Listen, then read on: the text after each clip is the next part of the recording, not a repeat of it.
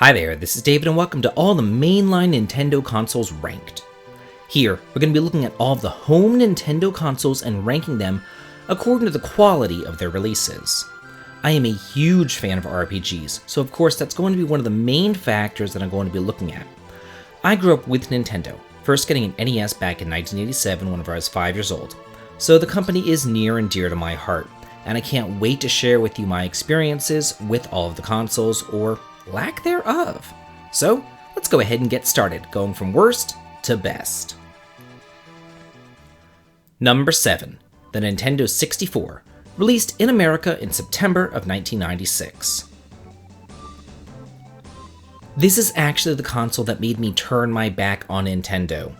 Before the N64, I was clearly a Nintendo kid, turning my nose up at the Sega systems, but here I really did have a choice. Do I go with a tried and true Nintendo, or do I follow Square and jump ship to the PlayStation? Well, I sided with Square, and I'm glad that I did because there really wasn't anything of noticeable quality on this behemoth. Not only was the controller unwieldy and uncomfortable, but my god, were those games ugly.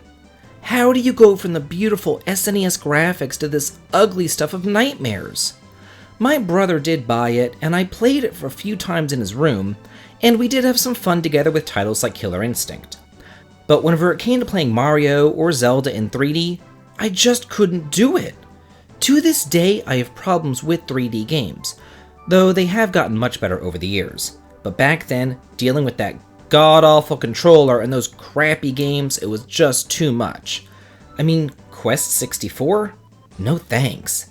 Aiden Chronicles? I don't think so. Hybrid Heaven? Bitch, please. The only game that the system really had going for it was Paper Mario, which released in 2001, but by then the system was already on its way out the door. Number 6. The Wii U, released in America in November of 2012. What a miserable flop this thing was. Trying to ride in on the coattails of the massively successful Wii, the Wii U was anything but.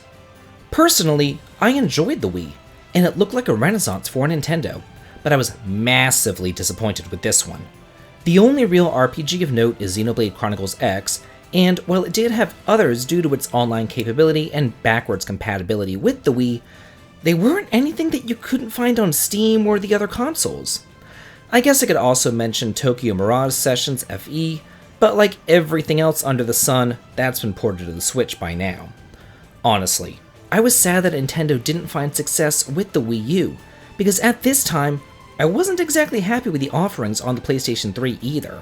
The early to mid 2010s were actually a pretty dark time for JRPGs. Number 5. The Nintendo Gamecube, released in America in November of 2001. Following the disastrous failure of the N64, the Gamecube had to make up a lot of ground. But it still had competition from the RPG juggernaut the PlayStation 2. I was in college whenever these systems came out, and I could only afford one, so the choice was obvious to me. Get the PlayStation 2. That's not to say that the GameCube didn't have some cool offerings on it though. It did. The Baten Kaitos games are some of the best, most ethereal experiences around, only held back by their card battling system. And the Lost Kingdom series is a whole lot of fun, even if they are hidden gems. Skies of Arcadia is one of the best exploration RPGs I've ever played as well. Also, the standout Tales of Symphonia really catapulted that series into the mainstream, and it hasn't left the limelight since. Number 4. The Nintendo Wii, released in America in November of 2006. By the time that the Wii came out, I had graduated college, and I began earning real money as a high school geography teacher. Also, I saw all those super cool GameCube RPGs, and I felt that I was missing out on something special. So when Nintendo announced that the Wii would be backwards compatible with that system, it was a no-brainer to me. I had to have it. The Wii was the first Nintendo system that I had bought since the SNES, and I even brought Super Mario Bros. For it. The console was a cultural phenomenon because even my husband Ken, who has never played a video game in his life, tried out Wii Sports. For myself, I quickly picked up the GameCube titles that I missed while I waited for the great Wii RPGs to come. But I would continue waiting, and even joining Operation Rainfall to get more Wii RPGs released in the West. It started off strong, but ended with a trickle. This was a dark time for JRPGs as we struggled to get Xenoblade Chronicles, Pandora's Tower, and The Last Story released here. But they finally came through, and I am grateful for that. Number 3. The NES, released in America in October of 1985. The NES was my very first system, and it was here that I experimented so much and I discovered my love of the RPG genre. Well, I started off like so many other kids playing Mario and Duck Hunt. The Legend of Zelda really opened up my eyes to what a video game could be. In 1989, though, my world was changed whenever we got Dragon Warrior.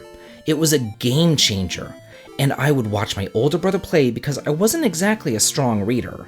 But it, along with its sequels and Final Fantasy, changed all that.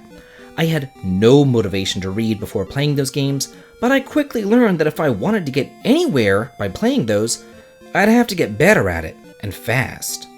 The NES continues to surprise me even to this day because of just how many releases there were for the system.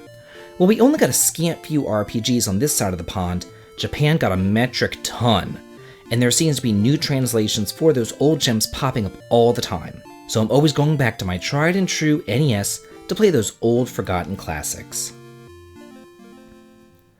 Number 2. The Nintendo Switch, released in America in March of 2017. Even though I'm ranking this console pretty high, I've said before on this channel that I don't have a Switch. I'm going to tell you why right now. The reason actually harkens back to the Xbox 360. When that console first came out, it had all the JRPGs while the PlayStation 3 didn't have any.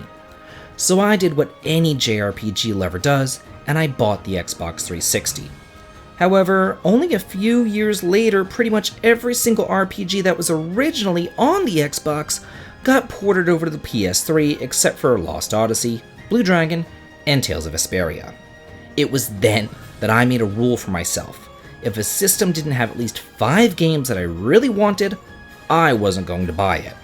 And it's not that I can't afford it, it's the principle of the matter to me. The Switch just seems to be full of ports. There's tons of games on it, from the Final Fantasies to the Dragon Quests, but I've been playing those games for my entire life. I have no need for those ports. I played them on their original hardware, and even unique offerings like Octopath Traveler are available on the PC. So to me, I did have a hard time ranking this one. For a gamer like myself, it has little to offer besides the obligatory Xenoblade and the Fire Emblems, but to a younger or more casual gamers who didn't have the experiences that I did, this console can be an absolute goldmine. And number 1, the SNES, released in America in August of 1991. There is a reason why the 90s are called the golden era of the JRPGs, and this system has a lot to do with it. I still remember whenever I got the SNES. We were on summer vacation and my grandparents came down to the lake house in Georgia to visit us. We drove down there and they gave us the SNES right before we left.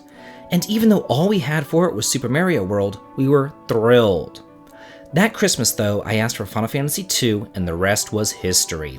My love for the genre was cemented with this system. There were just so many classics on it, from the aforementioned Final Fantasy series, to the off-the-wall quirky games like Robotrek, to the extremely difficult ones like the Seventh Saga.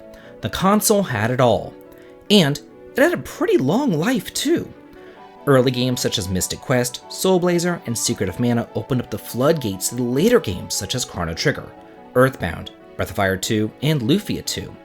As time went on, developers really pushed the system to its limits to create some absolutely gorgeous graphics and sumptuous music. The system is quite literally timeless, because as with the NES, I am constantly amazed at the depth and breadth of the RPGs that were only released in Japan to later on see the light of day through fans' translations. Some of my favorite games were introduced to me this way, such as The Magical Land of Oz, Dragon Quest V and VI, Final Fantasy V, and the criminally underrated and unknown God. It never ceases to amaze me just how many RPGs were carefully cultivated on this classic system, and that is why it's number 1. Well, That's it from ranking the Nintendo home consoles from worst to best. Do you agree or disagree? Let me know in the comments, and please be on the lookout for further console rankings. If you like this video and what I do here on the channel, please consider supporting me on Patreon for exclusive videos and early access to my content. The link to it can be found in the video description. This has been David. If you like this, please like, comment, and subscribe, and have a good day.